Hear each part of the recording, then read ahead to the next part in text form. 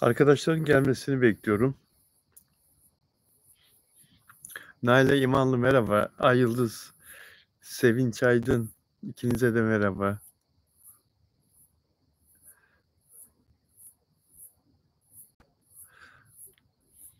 Birkaç arkadaş daha gelsin.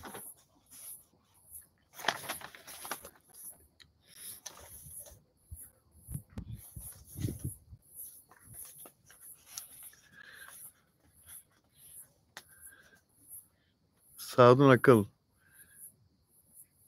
Saduncum inşallah. Ay Yıldız. Ya konuşacağız onu Ay Yıldız. Naile İmanlı. Dostlar. Efendim. Evet. Evet. Tamam geleceğiz. İyi günler, teşekkür ederim. Pardon arkadaşlar.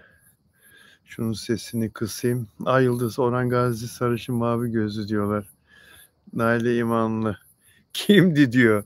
Naile İmanlı kimdi diyor. Dişçidendi. Yarın randevusu var Şebnem'in, eşimin. Dişi çok ağrıyordu. Bir haftadır antibiyotik tedavisi görüyor. Yarın dişçiye gidecek ve büyük bir ihtimalle çekilecek o diş. Sonra yerine diş yapılacak. Dostlar merhaba, hoş geldiniz yayınıma. Son dakika haberi geliyor yukarıdan, önemli bir şey var mı diye bakıyorum. Hayır, önemli bir şey yok. Dün akşam İstanbul'da Justin Timberlake'in konseri vardı. Ünlü Amerikalı şarkıcı 11 yıl aradan sonra İstanbul'a yeni bir konser için geldi ve konseri gerçekleşti ama organizasyon tam bir rezaletti. Dün akşam arkadaşlar konser saatinden itibaren sosyal medyadaki hesaplarımın DM kutuları, ondan sonra mesaj panoları hiç durmadı. Devamlı olarak tanıdık tanımadık takipçilerden, dostlardan mesajlar geliyor. Konsere ne kadar çok insan gitmiş. Yahu burada kuyrukta beklemekten canımız çıktı. Saatlerdir bekliyoruz. Hala içeriye giremedik. Kimisi arabayla bekliyor. Kimisi kapı kuyruğunda bekliyor. Tam bir kaos. Arabayla bekletmelerinin sebebi de çok enteresan. Konsere gelirken o İTÜ'nün içine alacaklar. Fakat otopark parasını 1000 lira yapmışlar. İTÜ'ye girerken orayı daraltıyorlar. Yolu, şeritleri daraltıyorlar. Tek şerite düşürüyorlar. Tek araba geçebilecek ve 1000 lira ödemezse geçemeyecek. 1000 lirayı ya kredi kartıyla ödeyecek ya cash ödeyecek. Öyle alıyorlar içeriye. Otopark parası 1000 lira. İstersen gir. Onu alabilmek için insanları tek sıraya sokuyorlar, arabaları. Tek şerite düşürüyorlar. Ve böylece saatlerce bir araba kuyruğu. Perişanlık, rezalet. Bileti olduğu halde içeriye girmeyip bu rezaletten bıkıp geriye dönenler aradı beni. 2 ayrı kişi, tesadüfen ikisi de aynı şekilde sosyal medyadan Bilal bunu yaz, tanıdıklar, bu büyük bir rezalet, bunu anlat, böyle bir konser organizasyonu mu olur? 3.800 lira vermişler, bilet almışlar ama konsere girmekten vazgeçiyorlar. Böyle bir şey olabilir mi? İnsanları ne kadar soğuttunuz, ne kadar insanları pişman etmişsiniz. Parasıyla insanları rezil ediyorsunuz ve içeride şarkıcı şarkı söylemeye başlıyor arkadaşlar. 4. 5. şarkısı ancak kapılar açılıyor. Artık o kadar protestör sesler yükseliyor ki kapıları açıyorlar. Girin, ne haliniz varsa görün. Bu arada biletsiz de bir sürü insan içeriye giriyor. Ne bir kontrol, ne bir üst araması. İçeriye bomba soksan sokarsın. Böyle bir rezalet. İçeriye giriyorsun, yerinde başkaları. Senin para verip aldığında ön yerlerde giremiyorsun sen. Başkaları girmiş, doldurmuş o alanları. Böyle bir kepazelik. Ve Justin Timberlake bu karışıklıktan dolayı tabii ona da intikal ediyor. O kadar büyük ki karışıklık. O sahneden özür diliyor.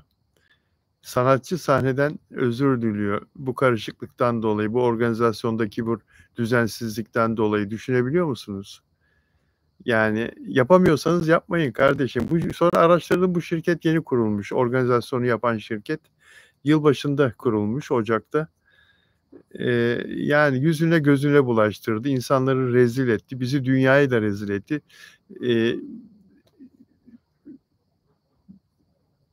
Ve bu konser rezaleti ta Amerika'da sosyal medyada haber olmuş. Oradaki dijital platformlarda, haber sitelerinde haber olmuş. Justin Timberlake'in konserindeki organizasyon bozukluğu, rezaleti diye haber yapmışlar. Bizi dünyaya rezil etti. Bir de bu firma arkadaşlar, bu konserdeki organizasyondaki beceriksizliğini, başarısızlığını örtmek için sabahleyin bir açıklama yayınlıyor. Diyor ki işte terör ihbarı vardı. Konserle ilgili terör ihbarı vardı. Dolayısıyla polis çok sıkı tedbirler aldı. 1000 tane,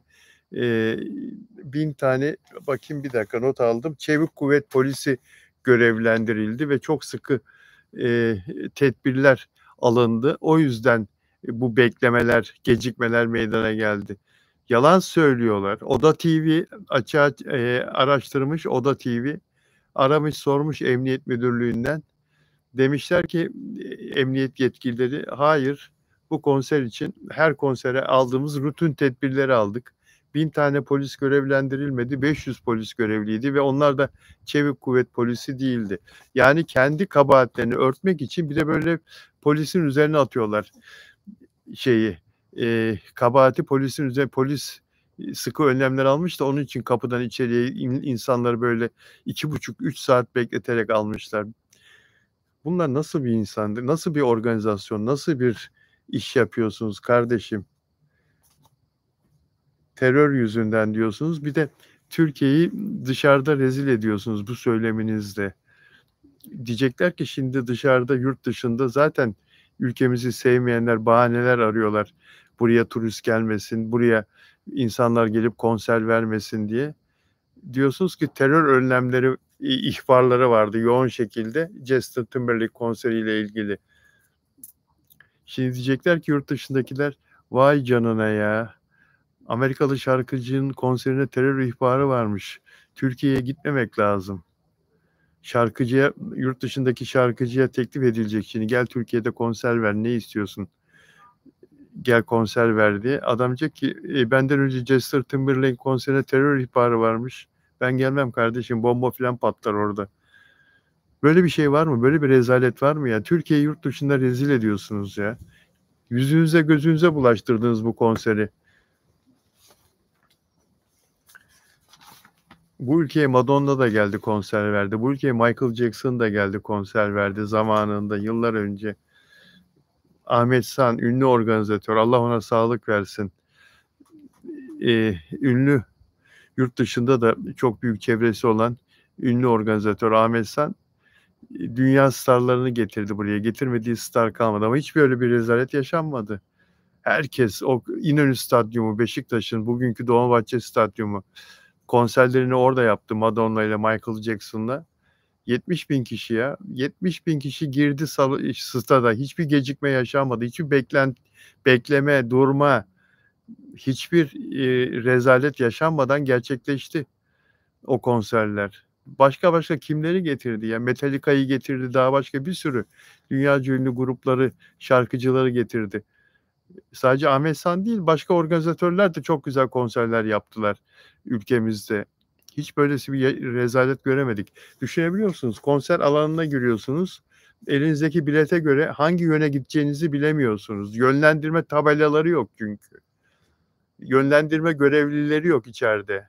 Hani olur ya, bir örnek giymiş gençler, erkek, kız beklerler. Gidersiniz, buyurun efendim derler. Şuraya, sizinki bu tarafta, sizinki bu tarafta. Yani öyle yönlendirme görevlileri yok, tabelalar yok, hiçbir şey yok.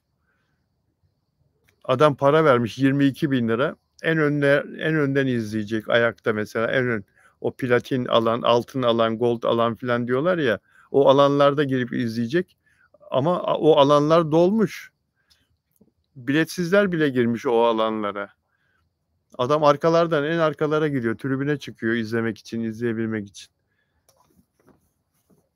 Yapamıyorsanız yapmayacaksınız.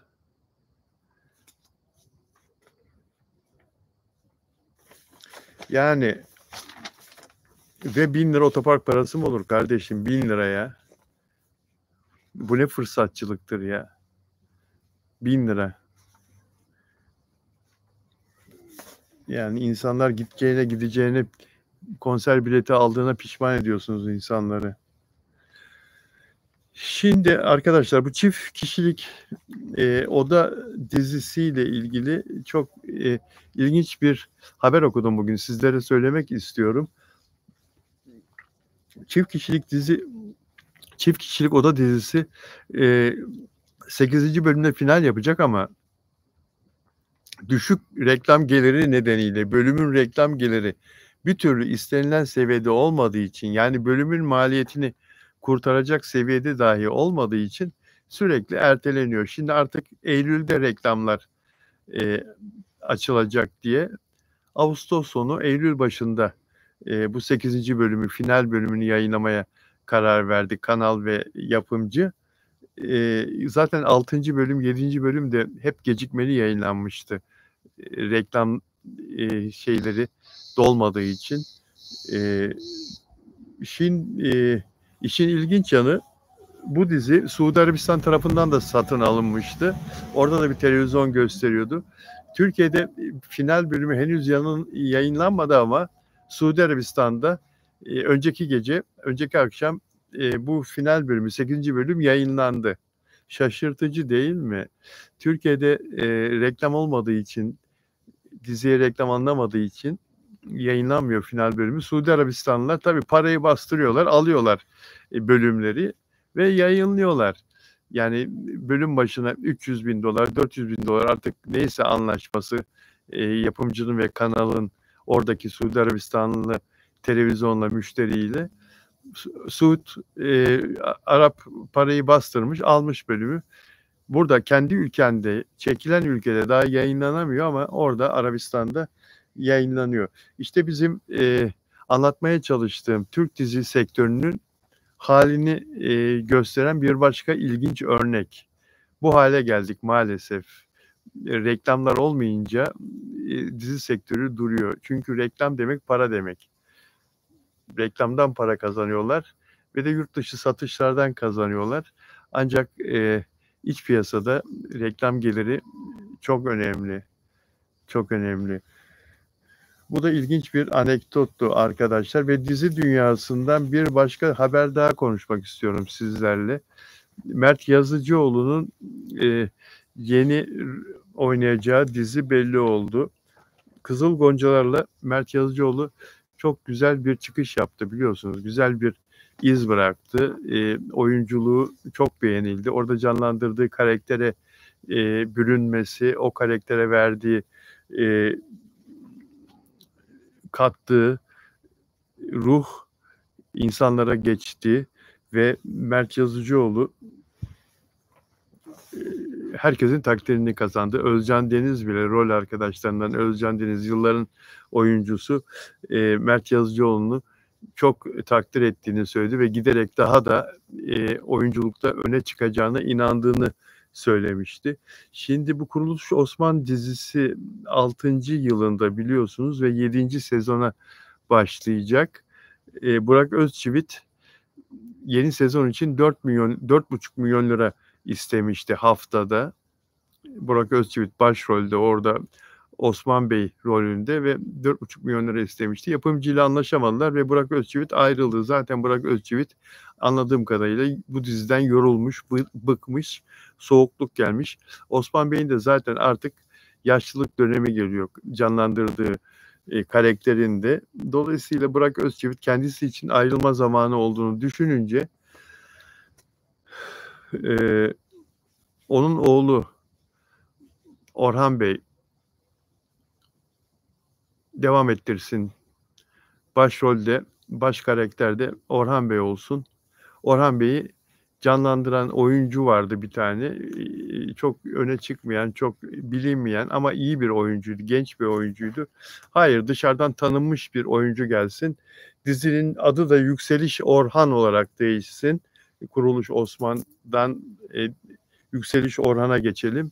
Başrol oyuncusu da iyi bir oyuncu olsun, tanınmış bir yüz olsun, selebrite olsun, alsın diziyi götürsün denildi. Dizi bir zıplasın denildi ve Mert Yazıcıoğlu'na teklif götürüldü. 4-5 gündür görüşmeler sürüyordu. Sonunda anlaştılar Mert Yazıcıoğlu'yla. Yapımcı Mert Yazıcıoğlu'yla anlaştı ve Mert Yazıcıoğlu yeni bir karakterle, yeni bir rolle, yeni bir diziyle ekranlara dönecek. Sizce iyi mi Mert Yazıcıoğlu'nun bu tarihi dizide böyle önemli bir rolü üstlenmesi? İyi mi oldu? Ne diyorsunuz? Yıl Çapkını Fan merhaba, iyi yayınlar diyor. Merhaba. Salya Akpınar merhaba. Sıla Deveci lütfen herkes yayını beğenebilir mi öncelikle diyor. Evet arkadaşlar, beğen yaparsanız memnun olurum. Beğendiğiniz bizim için çok önemli. Ve abone olmadan izleyen arkadaşlar da abone olursa yine memnuniyetim bir kat daha artar. Melek Durmaz selamlar Aksaray'dan sevgilerimle Bilal abicim diyor. Çok teşekkür ederim Melek. Merhaba selam Bilal Bey, yayınınızı severek izliyorum diyor bir başka arkadaş. Devran Yakut, Burak Fahriye bu ikisi çok itici diyor Devran Yakut. Burak da çok para istemiş diyor. Evet yani o para biraz fazla Türkiye şartlarına göre. Metin Güzeloğlu selam diyor. Aleyküm selam. Sadun Akıl süper zeytini Bilal abi.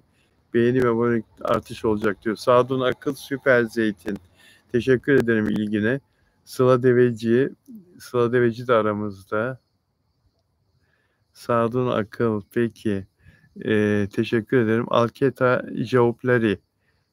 İletisi geri çekilmiş. Neden geri çekiliyor? Metin Güzeloğlu merhaba. Salesman. Çok teşekkür ederim Salesman. Devren Yakut Aras'ın fotoğrafını ne diyeceksiniz abi diyor. Bulut Aras İğnemli. Kas çalıştığı belli çocuğun. Vücudunu gösteriyor. Kas çalıştığı belli. Aras Bulut İğnemli. Kendisine bakıyor yakışıklı genç. Artık gençlikten de biraz yaşı ilerliyor değil mi? Onun da 40 civarında mı? 40'a geldi mi? Aras Bulut İğnemli. 30'lu yaşlarda değil mi? Yıllar geçiyor be çocuklar. Süreyya bugün Tatlıoğlu'nun yok mu diyor. Tatlıoğlu'nun buralarda. O da Torba'ya gitmişlerdi denize. Annesiyle, anneannesiyle, dedesiyle. Geldi biraz evvel. Torba koyuna gitmişlerdi. Sevcan Ersoy, Aras Afra çok yakışıyor. Çok yakışıyor diyor. Evet, güzel insanlar birbirine yakışır elbette. Güzel insanlar kamera önünde ama sadece fizik değil tabii. Fizik olarak, yüz olarak, vücut olarak iyi gözükebilirsin de oyunculukta uyum da önemli. O diyaloglarda, sonra o hareketli sahnelerde, işte senaryoya göre oyun ortaya koyabilmek karşılıklı. O çok önemli. Dengeli olmak bir de. Evet, oyunculuk çok ince bir iş. Yani çok nüansları var. Kolay zannediyorlar bazıları ama asla kolay değil. Asla kolay değil. Eğitimsiz zor ya. Çok doğuştan çok yetenekli olan istisnalar hariç eğitimsiz. Onlar da eğitimde destekleniyorlar tabii elbette. Pera dizisini sabırsızlıkla bekliyorum diyor Sıla Deveci. Afra o kadar sessiz ilerliyor ki meraktayız. Yıldız Çelik'in selamını alıyorum. Ramazan Demir hakkında bir şey var mı? Konuşabilir misin acaba diyor. Evet yani arkadaşlar şimdi magazinle ilgili magazinle ilgili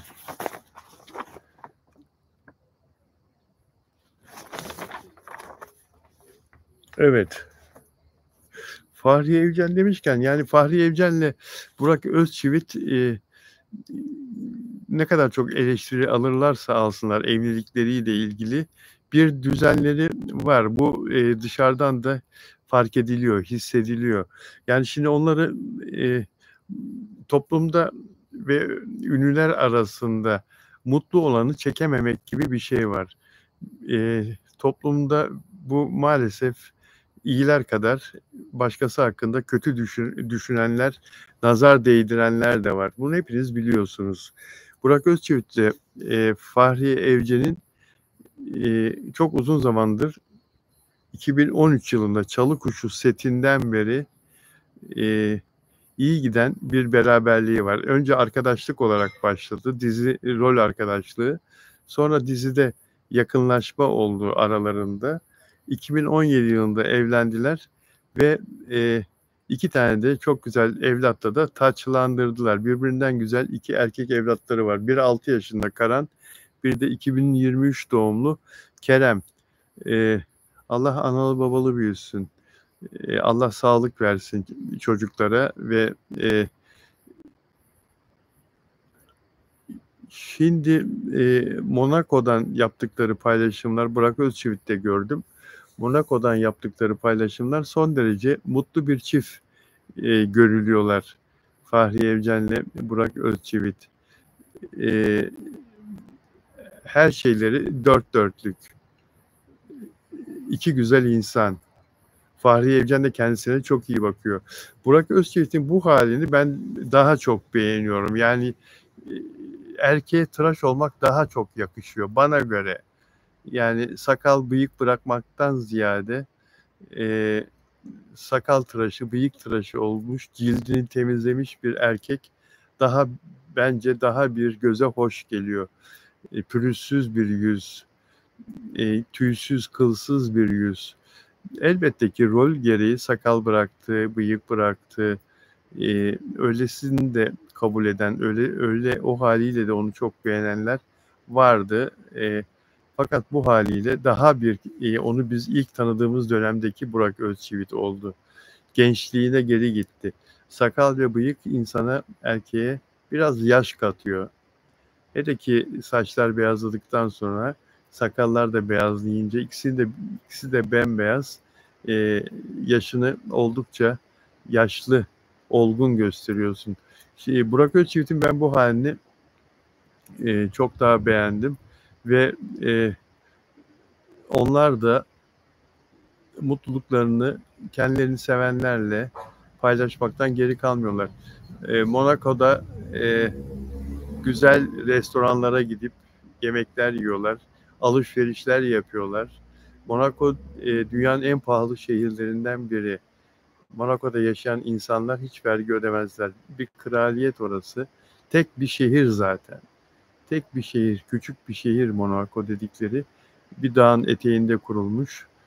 Kayalık etrafı, yamaçları Akdeniz'e bakan, uçurumların kenarında. Ancak şehir olarak çok fazla öyle bir güzelliği yok. Deniz manzarası falan tamam da çok fazla öyle bir güzelliği, ihtişamı falan yok ama çok zengin bir kraliyet olduğu için o bakımdan dünyanın da gözdesi bir ülke. Monaco prensi, prensesi, kralı, kraliçesi her zaman konuşulur. Fransa iç işlerine bağımsız, dış işlerinde Fransa'ya bağlı. Fransa'nın Nice şehrine iniyorsunuz uçakla Monaco'ya gitmek için. Çok gittim Monaco'ya. Nice şehrine iniyorsunuz ve Nice'ten havalimanından 30-35 dakikada Monte Carlo'dasınız. Yani Monaco krallığındasınız. Ve aynı zamanda kumar cennetidir. Çok lüks kumarhane otelleri vardır, kumarhaneleri vardır. Dünyaca bilinen diskotekleri vardır. Dünyanın en ünlü isimleri de oralara giderler. ve Nice'ten Monaco'ya giderken, Monaco'dan Nice'e gider dönerken filan yanınızdan Ferrari geçer, Lamborghini geçer, işte en son kasa Mercedes geçer, acayip acayip lüks otomobiller geçer. Geçer de geçer. Orada sıradan otomobil göremezsiniz. Hep zenginler. Yine Monaco'da, yani Monte Carlo'da yat limanında birbirinden lüks yatlar görürsünüz. Hepsi milyarderlerin yatları. Yani 80 metre yat, 100 metre yat görürsünüz. En küçük yat 40-50 metredir orada. Hep zenginlerin, milyarderlerin yatları.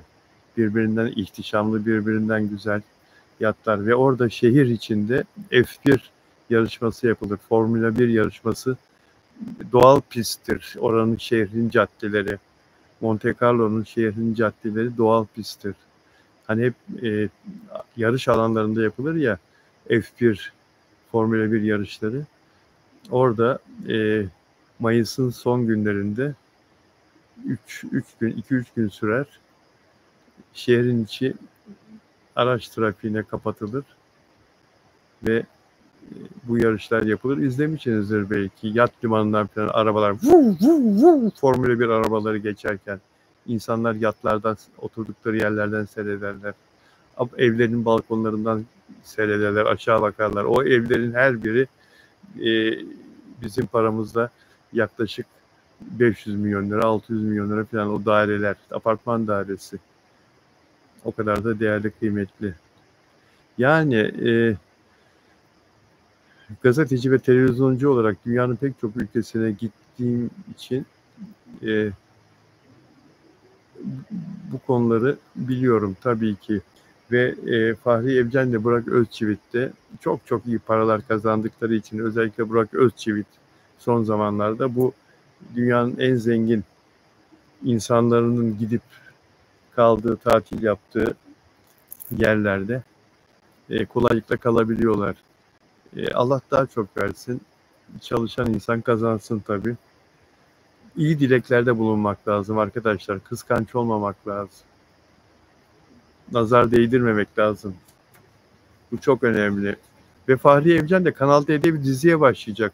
Eğer reklam konusunda dizi bir sıkıntı yaşamazsa, kast yapıyorlar bildiğim kadarıyla. Afet dizinin adı bambaşka biri. Bakalım, Kanal D'de zaten Uzak Şehir var değil mi? Eşref Rüya var. İnci Tanesi var. Arka Sokaklar var. Murat Yıldırım'lı bir proje gelecek Kanal D'ye. Murat Yıldırım'lı bir proje gelecek. Bir de Fahri Evcenli bir proje gelecek. Oyuncu kadrosunu yapıyorlar. Fahri Evcen epeydir uzaktı setlerden. Umarım istediği gibi bir senaryo olur. Her şey yolunda gider. Güzel bir dizi seyrederiz. Humay Ahmedova.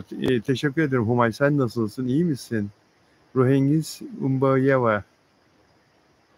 Hiç istemiyorum. Kim onlar ayrılsın diyor. Ruhengiz, ben boşuna mı konuşuyorum ya? İnsanları ayırmak iyi bir şey değil. İnsanların ayrılmasını dilemek iyi bir şey değil. Ruhengiz. Burak Özçivit'le Fahri Evcen ayrılsınlar mı diyorsun?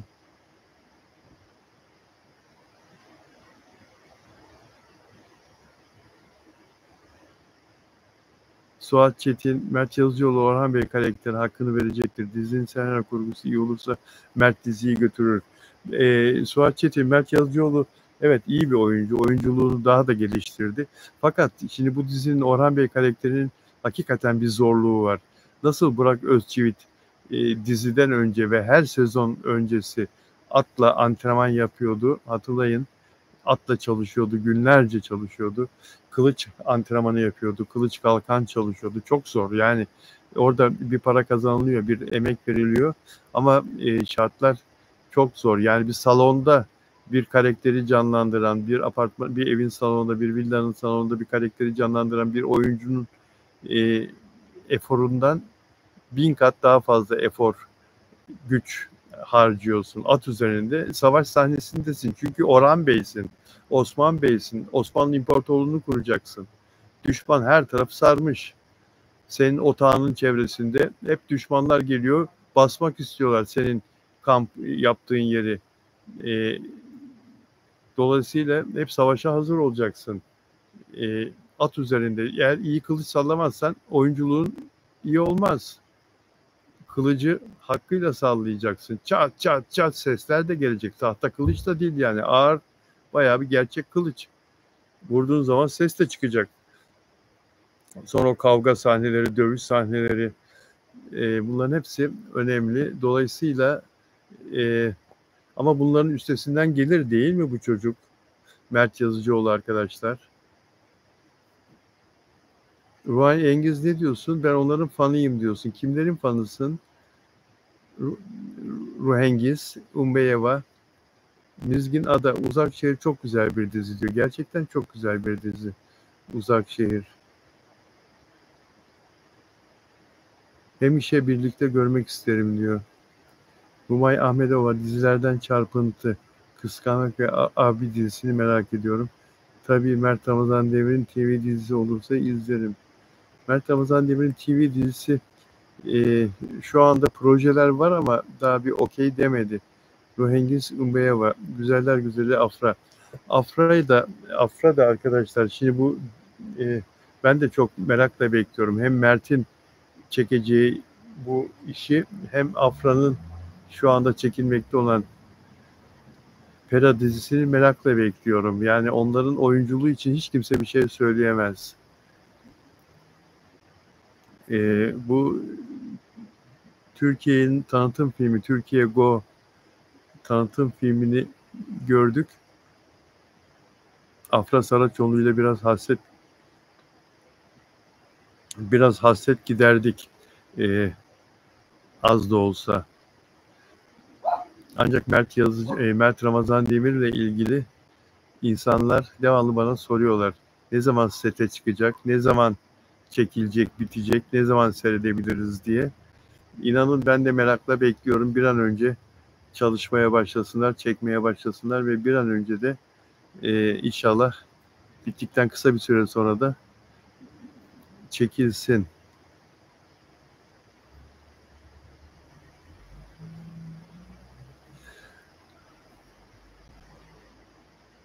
Mert biraz zayıf diyor Sadun Akıl. Sadun Akıl onu biraz şey yaparlar, çalıştırırlar.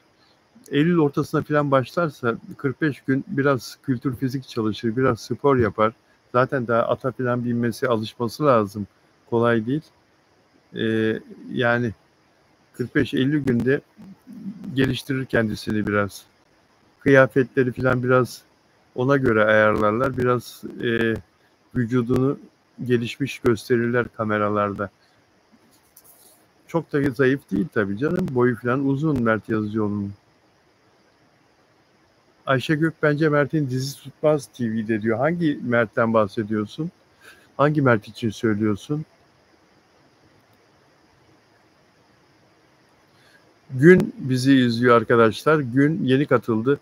Gün lütfen abone ol. Abone değilsen Gün.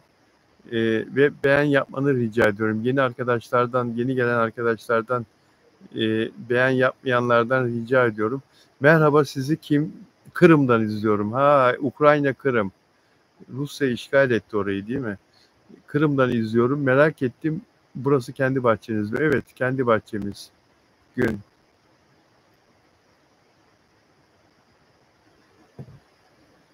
Rengiz, ben onlara bayılırım diyor. Ayşe Gök dini şeyleri güzel söyler diyor.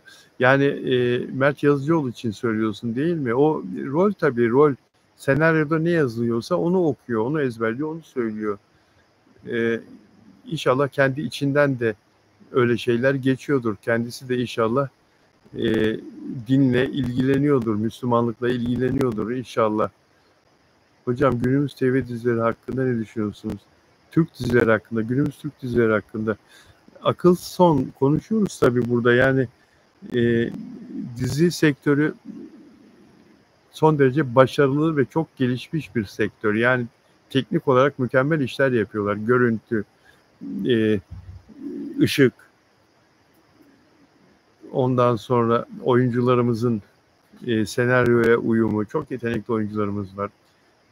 Şans verilse mevcut oyuncular kadar öne çıkabilecek, zamanla değerli olabilecek, kendilerini kabul ettirebilecek gençler var, biliyorum. Konservatuvar bitirmiş ya da dışarıdan eğitim almış ama fırsat bulamıyorlar. Dizi sektörümüz şahlanmış gidiyordu, fakat ne yazık ki ekonomik olarak reklamlar televizyonlarda yeterli süre alamadığı için, yeterli reklam alamadığı için televizyon kanalları, ekonomik sıkıntıdan dolayı diziler hep yayın günlerinde ekrana gelemediler. Mart ayından sonra bunu çok sık yaşadık. Mart ayı ile beraber, geçtiğimiz Mart ayı ile beraber. Ve dizi sektörünün gözü korktu. Her sene Türkiye'de yaklaşık 80, 90, 105 dizinin sezonda yayına girdiğini bilirim. Yani 105 dizinin. Ağustos'ta çekilmeye başlıyorlar. İşte Kasım'da da, Eylül'de, Ekim'de, Kasım'da 105 dizi. Ama şimdi maalesef 20'ye düştü bu sayı bu sene. Ne kadar acı değil mi? 20 tane diziye düştü. 105'lerden, 80'lerden, 70'lerden ekonomik nedenlerle ve maliyet çok yükseldi. Bir haftalık bir dizi maliyeti işte bu kalitede, ekranda gördüğünüz A kalite, 4 dörtlük, yurt dışına satışta yüzümüzü ağartan, yüzümüzü güldüren kalite, 20 milyon 25 milyon arası. Ondan aşağı değil, milyon lira. Yapımcının cebinde 300-400 milyon lirası varsa bu sektöre girmesin. Çünkü geri dönüşü zaten aylar sürüyor kanaldan paraları geri alabilmesi. Eskiden yapımcıların cebinde 10-15 milyon lira olunca, bundan 10 sene evvel filan, dizi çekebiliyorlardı. 10-15 milyon lira olması lazım diye konuşuyorduk. Şimdi 300-400 milyon lirası olmayan yapımcılık yapamaz.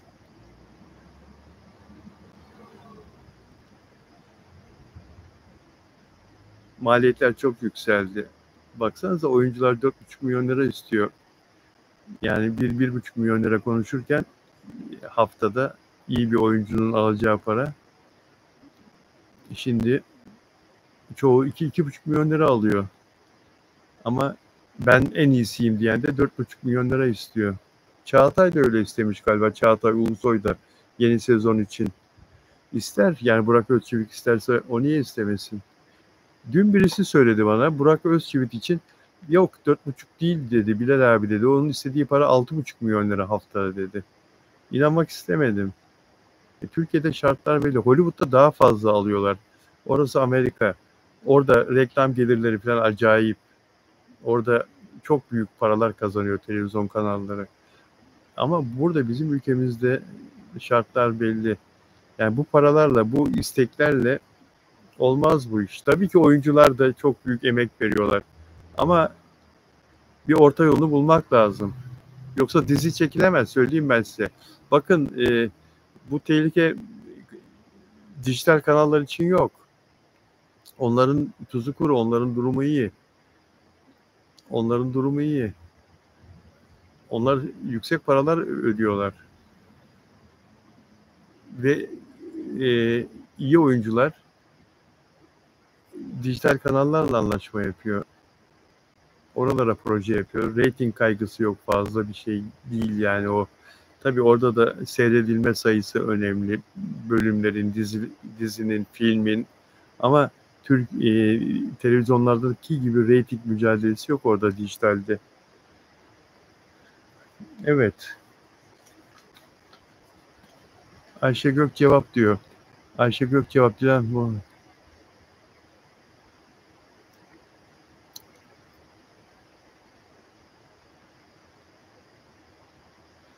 Önerebileceğiniz bir televizyon dizisi var mı diyor. İşte Uzak Şehir var. Uzak Şehir güzel bir dizi. Mert, hala o kadınla birlikte niye cevap vermiyorsunuz diyor Belkıs Atakay. Belkıs, yani sen almışsın haberi. Yani bende o haber yok. Mert'in kimle beraber olduğunu bilmiyorum ve Mert'in peşinde de olmam yani. Kimle beraber olursa olsun, genç adam. Kimle beraber olursa olsun. Onların Afra Saraçoğlu'yla beraberliği bizi çok ilgilendiriyordu. Afra Saraçoğlu'yla ilişkileri bizi çok ilgilendiriyordu. Mert Ramazan Demir'le. O ilişkiyi ilk ortaya çıkaran gazeteci benim. İlk söyleyen, anlatan gazeteci benim zaten ekranlarda. Bunu birkaç kere daha söyledim.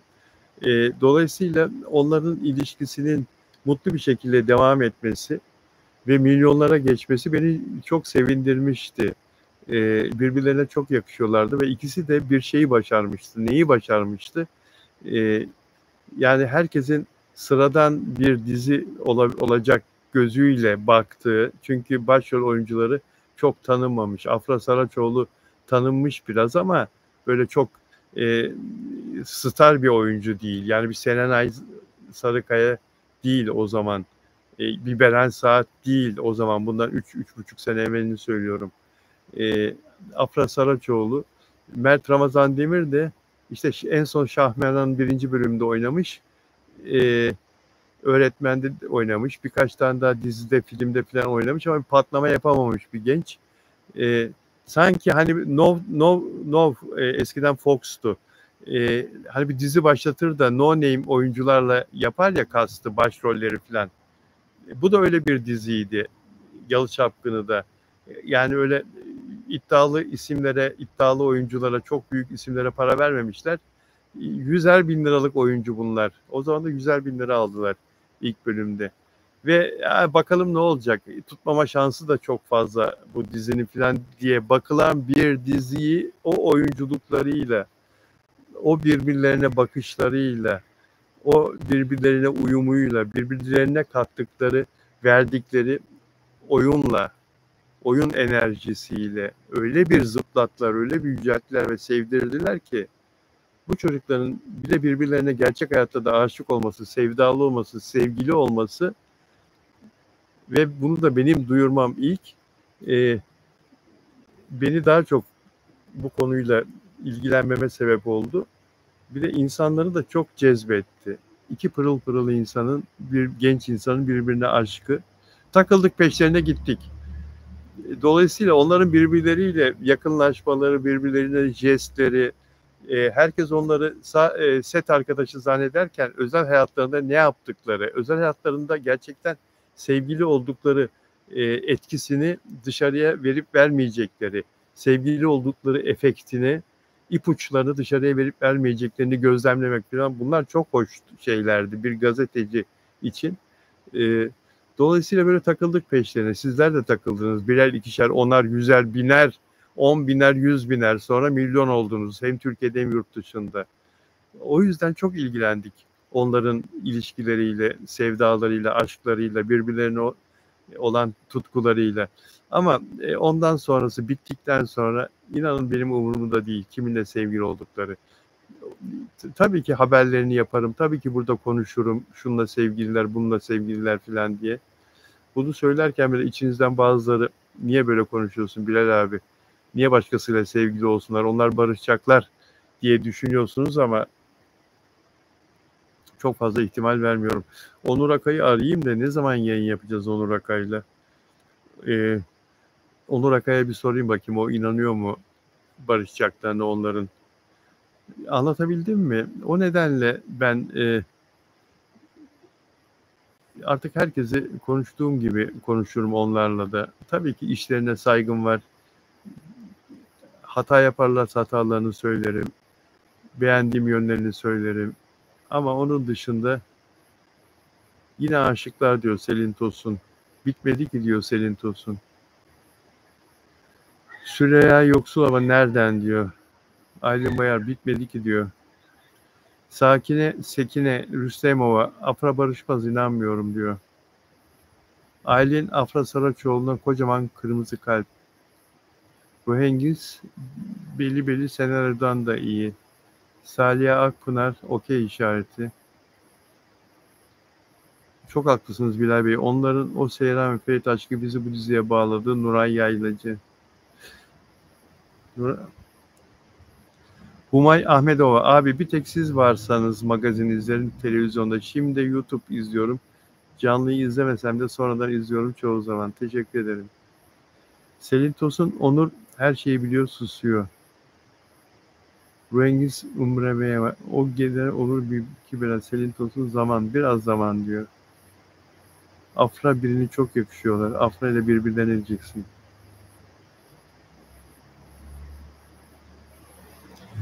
Beğeni az, evet. Sadun Akil. Beğeni az. Yani